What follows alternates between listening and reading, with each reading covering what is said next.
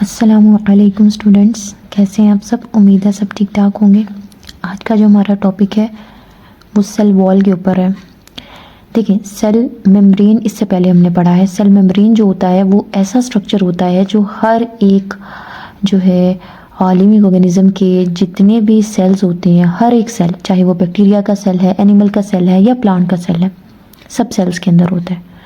लेकिन अगर हम बात सेल वॉल की करते हैं तो सेल वॉल एक ऐसा स्ट्रक्चर है जो स्पेसिफिकली कुछ ही ऑर्गेनिजम्स के जो है वो सेल्स के बाहर पाया जाता है। ये सेल मेम्ब्रेन उन सेल्स उन ऑर्गेनिजम्स के सेल में जिनमें सेल वॉल पाई जाती है, उनमें कौन कौन से शामिल हैं। आपके पास प्लांट्स आ जाते हैं। प्लांट सेल्स में, मोस्टली प्लांट सेल्स में सेल वॉल होती है। बैक्टीरियल सेल में सेल वॉल होती है। फंजाई के सेल्स में भी सेल वॉल होती है।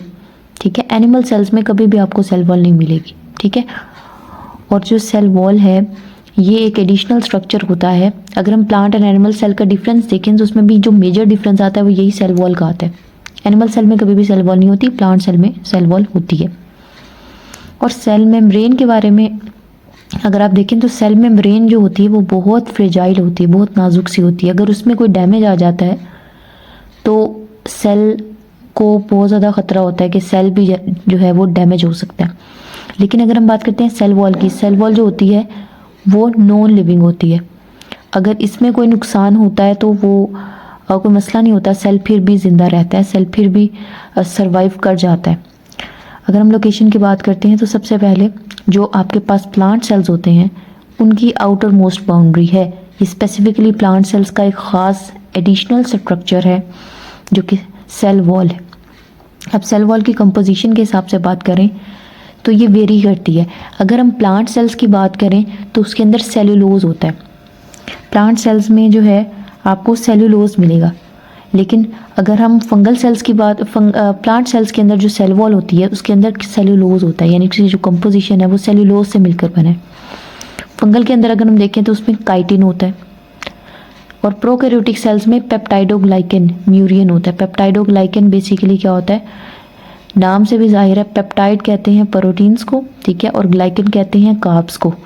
तो इसमें जो है वो कार्ब्स और प्रोटीन्स मौजूद होती हैं। ठीक है, तो पेप्टाइडोग्लाइकन जिसका दूसरा नाम म्यूरियन भी है। So prokaryotic, fungal and plant cells में आपने देखा कि डिफरेंट किस्म की कंपोजिशन है इनकी। तो ये अपने स्ट्रक्चर और कंपोजिशन के हिसाब से वेरी करता है। इसके बाद फॉर्मेशन की बात करते हैं कि कैसे बनता है cell wall. Cell wall specifically plant cells के अंदर एक आउटर मोस्ट बाउंड्री होती है। ठीक है, तो प्लांट सेल्स के अंदर एक आउटर मोस्ट बाउंड्री है, हमने देख लिया। सेल वॉल की कंपोजिशन भी वेरी करती है और जिन जिन में भी प्लांट्स के अलावा सेल वॉल पाई जाती है हमने उनकी भी बात की और हमने देखा कि उनकी कंपोजिशन क्या है। नेक्स्ट आ जाती है फॉर्मेशन। जो आपका क्या कहते हैं, सेल्स जो हैं उनका जो साइटोप्लाज्म होता है। देखें, प्रोटोप्लाज्म क्या होता है। प्रोटोप्लाज्म बेसिकली क्या होता है कि आपके पास होता है सेल। ठीक है, सेल के अंदर बायो मेम्ब्रेन, अंदर साइटोप्लाज्म और न्यूक्लियस होता है। ठीक है, अब ये जो आपका साइटोप्लाज्म है और न्यूक्लियस है इसको मिलाकर हम क्या कहते हैं, प्रोटोप्लाज्म कहते हैं। ठीक है, तो प्रोटोप्लाज्म से बेसिकली न्यूक्लियस के अंदर न्यूक्लियस का अपना भी न्यूक्लियर प्लाज्म भी है और सेल का भी प्लाज्म है, यानी कि न्यूक्लियस का भी फ्लूइड मटेरियल और इसका भी।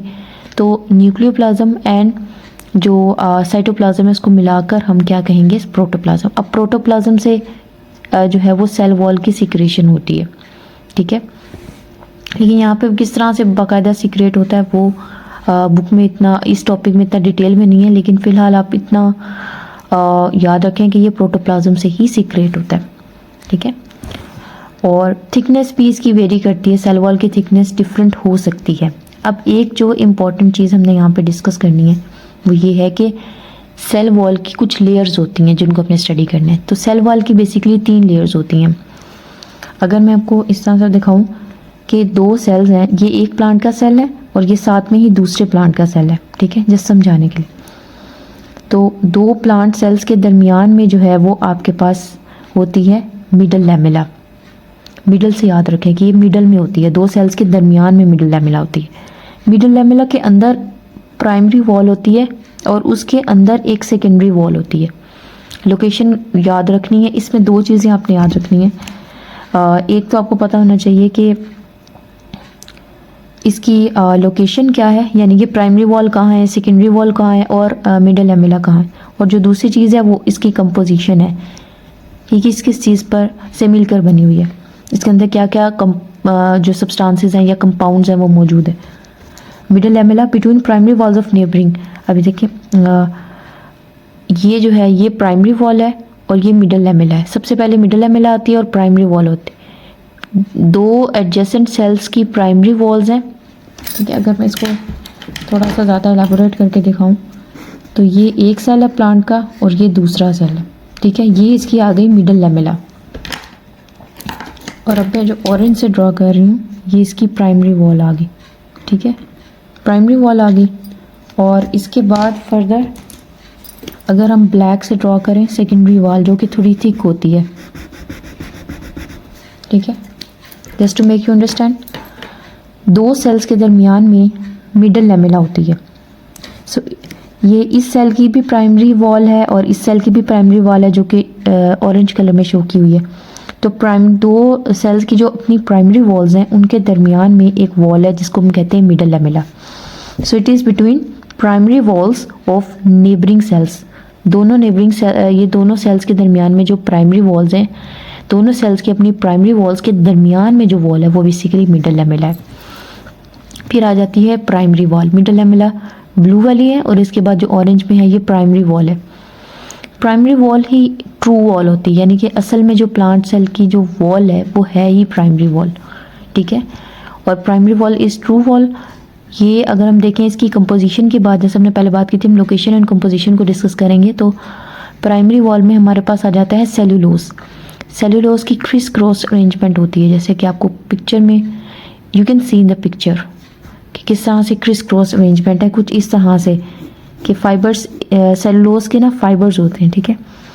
तो ये एक डायरेक्शन में जा रहे हैं, फिर दूसरी डायरेक्शन में जा रहे हैं, फिर ये इस डायरेक्शन में जा रहे हैं। तो इस तरह से ये एक क्रिस क्रॉस, इसको कहते हैं क्रिस क्रॉस पैटर्न। तो ये क्रिस क्रॉस अरेंजमेंट में सेलुलोज के फाइबर जो हैं वो अरेंज होते हैं, सेलुलोज अरेंज होता है। लेकिन सेलुलोज के अलावा भी कुछ डेपोजिशन यानी कुछ अमाउंट में पैक्टिन और हेमी सेलुलोज भी मौजूद होता है, ठीक है। ये हेट्रोपॉलीसेकेराइड्स होते हैं। आपके पास पॉलीसेकेराइड्स की टाइप्स होती हैं, तो ये आपको ये सारे जो हैं वो पॉलीसेकेराइड्स, ठीक है। पॉलीसेकेराइड्स बेसिकली बहुत सारे जो आपके ग्लूकोज के मॉलिक्यूल्स होते हैं और उसमें कुछ एडिशनल चीज़ें भी मौजूद हो सकती हैं, ठीक है। तो वो होते हैं पॉलीसेकेराइड्स के बारे में आप इंशाल्लाह बायोलॉजिकल मॉलिक्यूल्स के अंदर पढ़ेंगे तो आपको मज़ीद समझ आ जाएगा। फिलहाल इतना याद रखें कि ये पॉलीसेकेराइड्स होते हैं। मेन जो चीज़ आपने इसकी कंपोजिशन याद रखनी है दैट इज़ सेलुलोज। मेन जो है वो सेलुलोज ही है, बाकी इसके अलावा इसमें पैक्टिन एंड सेमी सेलुलोज की कुछ डेपोजिशन होती है। यही ट्रू वॉल होती है, ये बात याद रखनी।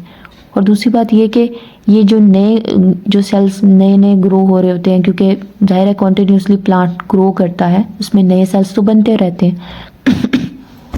तो डिवेलप इन न्यूली ग्रोइंग जो सेल्स हैं उनके अंदर ये डिवेलप होते हैं, यहाँ पे वॉल्स बन जाती हैं, ठीक है। न्यूली जो सेल्स ग्रो करेंगे, जाहिर है एक प्लांट है उसमें ग्रो तो करना है ना, तो जो नए सेल्स बनते जाएंगे उसके अंदर सेल वॉल भी तो बने। तो यहाँ वहाँ पे जो न्यूली नए सिरे से जो सेल्स बन रहे होते हैं उनके अंदर ये डिवेलप होती है। फिर हम बात करते हैं सेकेंडरी वॉल की। सेकेंडरी वॉल की लोकेशन की बात करें तो अभी मैंने आपको पहले भी बताया था कि इसको मैंने थोड़ा सा थिक भी बनाने की कोशिश की है। ये थिक और रिजिड होती है और ये प्राइमरी वॉल के भी अंदर वाली सरफेस पे मौजूद होती है, ठीक है। सबसे बाहर मिडल लैमेला है, फिर प्राइमरी है, फिर सेकेंडरी है। एक तो ये इनर सरफेस पर होती है, दूसरी बात ये कि ये बहुत थिक और रिजिड होती है। अब इसकी कंपोजिशन की बात करें तो इसमें इनऑर्गेनिक सॉल्ट्स होते हैं, सिलिका होता है, वैक्सेस होते हैं, क्यूटिन होता है, लिग्निन होता है, ठीक है। तो इससे भी आप अंदाज़ा लगा सकते हैं कि सेल वॉल के अंदर जो है वो नॉन लिविंग मटेरियल मौजूद है। तो सेल वॉल नॉन लिविंग होती है, सेल वॉल लिविंग नहीं होती है, ठीक है। तो अगर इसमें कोई डैमेज हो भी जाए तो सेल को नहीं कोई फ़र्क पड़ता। अब हम बात करते हैं इसके फंक्शंस की। सेल वॉल जो होती है ना, इसके 3 बहुत इंपॉर्टेंट फंक्शन है। सबसे पहले तो ये बात कि सेल वॉल जो है वो एक डेफिनेट शेप प्रोवाइड कर रही होती है, प्लांट का जो सेल होता है उसको एक ख़ास शेप दे रही होती है। इसके अलावा दूसरी चीज़ इसको रिजिड रखती है। जब वो उसको रिजिड रखेगी, बाहर से एक स्ट्रॉन्ग उसको सपोर्ट मिल रहा होगा, तो ऑस्मोटिक लाइसिस से भी प्लांट का सेल बच जाएगा। ऑस्मोटिक लाइसिस क्या होती है? प्लांट के अंदर अगर बहुत ज़्यादा, प्लांट के सेल के अंदर अगर बहुत ज़्यादा पानी है, ठीक है, बहुत ज़्यादा वो स्वेल हो गया है, ठीक है, तो उसकी वजह से प्लांट का जो सेल है उसमें ऑस्मोटिक लाइसिस हो सकती है ना, लेकिन बाहर एक हार्ड आउटर कवरिंग है सेल वॉल की, जिसकी वजह से प्लांट का सेल डैमेज नहीं होता। तीसरी चीज़ ये है कि ये बैरियर के तौर पर काम नहीं करता। हमने सेल मेम्ब्रेन में ये बात पढ़ी थी कि सेल मेम्ब्रेन जो है वो एज अ बैरियर काम करती है, सारे सब्सटेंसेस को अपने अंदर नहीं आने देती, स्पेसिफिक सब्सटेंसेस को ही आने देती। लेकिन जो सेल वॉल होती है वो एज अ बैरियर काम नहीं कर रही होती। तो ये इसका एक प्लस, ये तीनों ही इसके प्लस पॉइंट्स हैं कि एक तो ये बैरियर के तौर पे काम नहीं करता, कोई सब्सटेंसेस पे उसका वो नहीं है कि किसी स्पेसिफिक सब्सटेंस को अंदर आने देना। दूसरा, ये ऑस्मोटिक लाइसिस से बचा रहा है, ये उसको रिजिड रखता है सेल को। तीसरी चीज़ ये है कि उसको ओवरऑल शेप प्रोवाइड कर रहा होता है। So these are the functions of cell wall. तो ये आज का टॉपिक था हमारा सेल वॉल का। होप आप लोगों को समझ आ गई है। एनी क्वेश्चंस हो तो you can ask in comments. Okay जी, अल्लाह हाफिज़।